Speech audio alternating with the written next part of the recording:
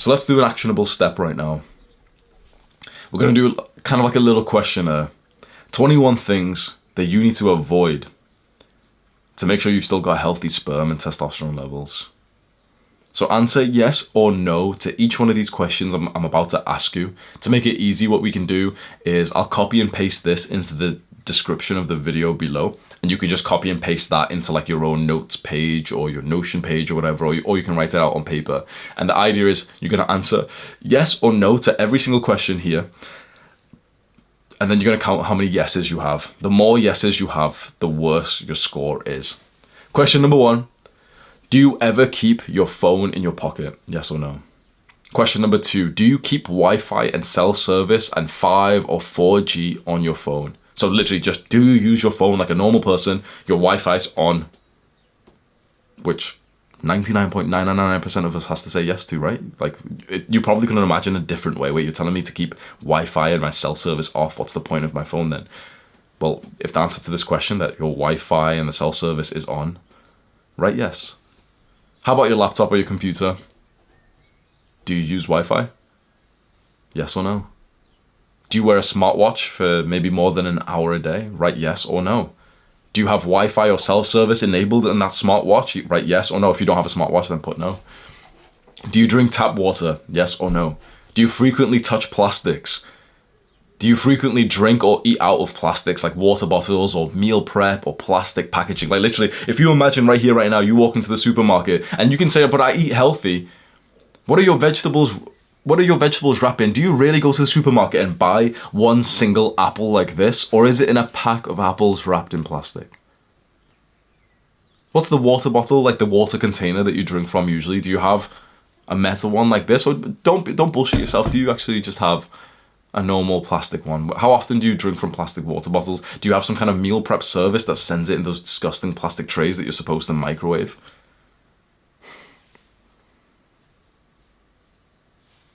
Do you smoke? Vape? Weed? Cigars? A lot of fucking Tate fanboys are really loving cigars these days. Do you smoke? Oh, but it increases my testosterone. No, it doesn't. It decreases your sperm. It makes you less of a man. Right, yes, if you do. Including vapes and all that fucking disgusting stuff. Do you drink alcohol at all? Right, yes, if you do. Do you use deodorant or perfume or aftershave? Yes or no? Do you sit next to women or men who wear fragrances? So if you're in school, for example, and you go into the changing rooms of the sports class and you can smell the fucking Lynx deodorant spray, or you go to the gym and there's always the smell, or maybe your girlfriend always is wearing like that pretty perfume that she puts on. Those things are endocrine disruptors. We'll go into the research and I'll prove every one of these to you, but let's just see what your score is, and don't bullshit yourself. Don't just start skipping this part of the thing because you're actually being held accountable to your lifestyle choices. Thinking, oh, well, you know, none of this is actually, oh, this guy's just being extreme. When it comes to your ability to have children, I think you should be extreme, right? So write yes or no with truth. Do you use deodorant? Do you spray deodorant normal? Like, if you don't stink, then yes, probably, right? So write another yes down. Do you kiss women who wear makeup? Yes or no? Do you use any product to style your hair? Gel or wax? For a very long time I did, right? I used gel and wax and stuff. Do you use any of that? This is giving me flashbacks of how disgusting it used to feel to put like gel on my hair when I was in high school. Like every morning, it's got that cold like kind of feeling to it. It's like, it makes your head shiver a little bit. Turns out all of that is an endocrine disruptor and it's fucking up your hormones. So write yes or no. Do you use normal toothpaste? Like the kind of one your parents buy, it's just Colgate, it's in the plastic tube, and it's got disgusting ingredients in it. Do you use that? Be honest. Because you've got to put yes, right? The only way that you should be putting no is if you specifically have already found like a non-endocrine disrupting toothpaste. Be honest, have you Googled that before? Probably not. So write yes for this if you use normal toothpaste. Shampoo. Body wash, yes or no? Do you just use the normal shampoo? You go to the store, the Lynx little set that everyone gets you for the Christmas birthday party or some shit, like the normal body wash. Just unless you've done like autistic research for which shampoo doesn't have estrogenic like compounds in, which you probably haven't, write another yes down. Do you wear normal clothes which you haven't checked the material in? Now be honest. before at this point, when you were buying some clothes, were you checking the label to see what percentage of it was polyester or cotton? Don't lie to yourself. Or did you just think, okay, does it look good or fit good?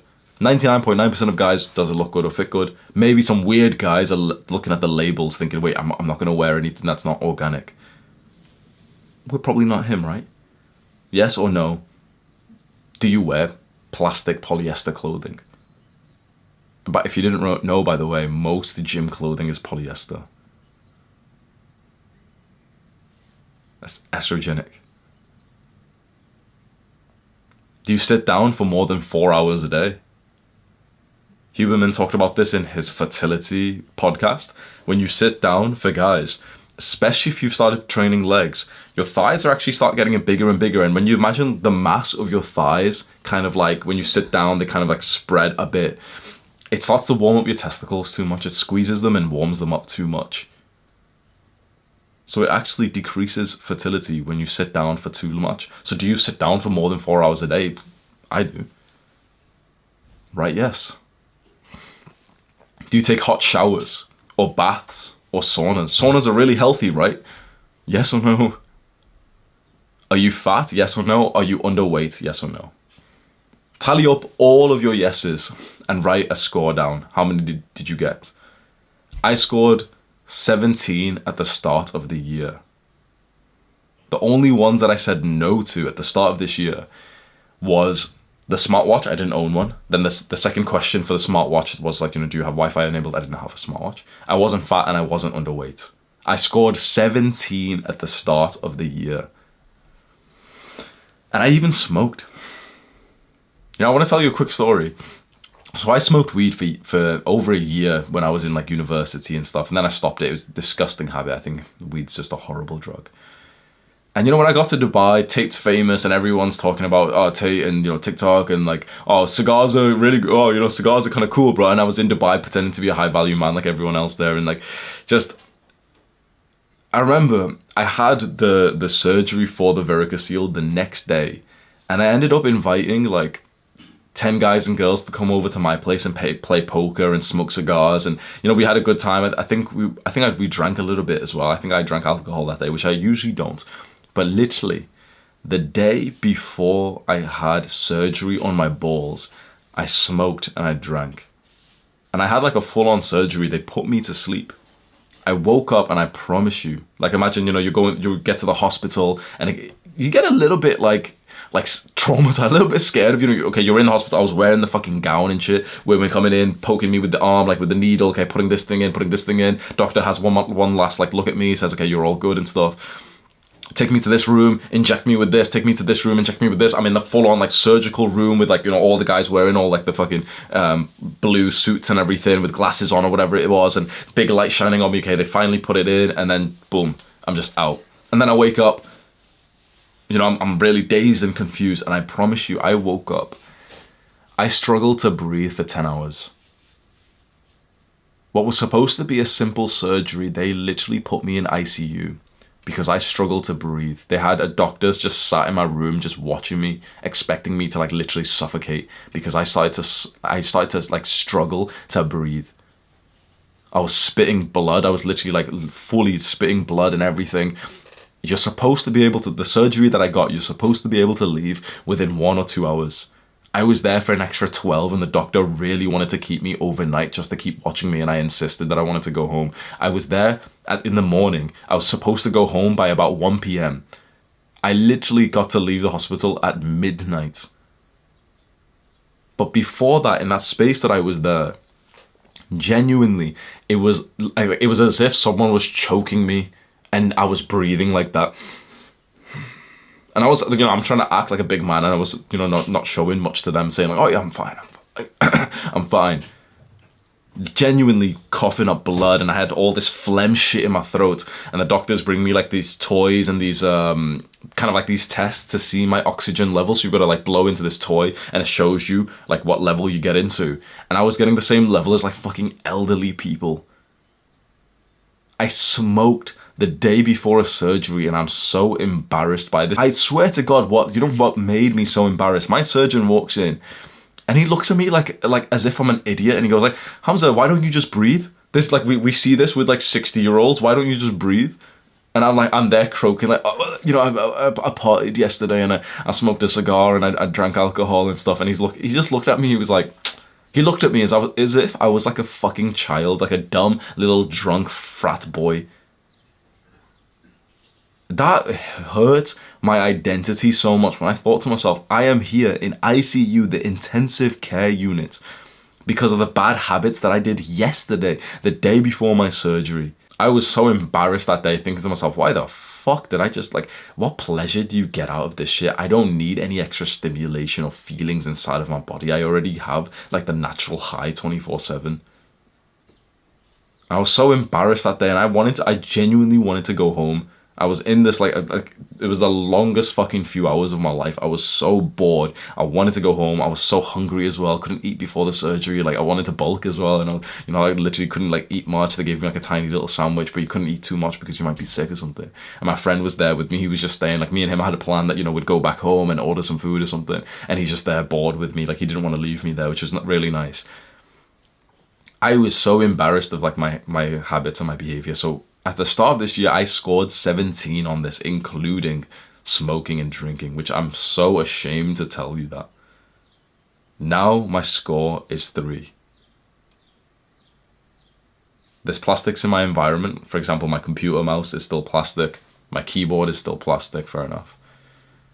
I sit down for more than 4 hours a day whilst I work. I do have a standing desk now as well.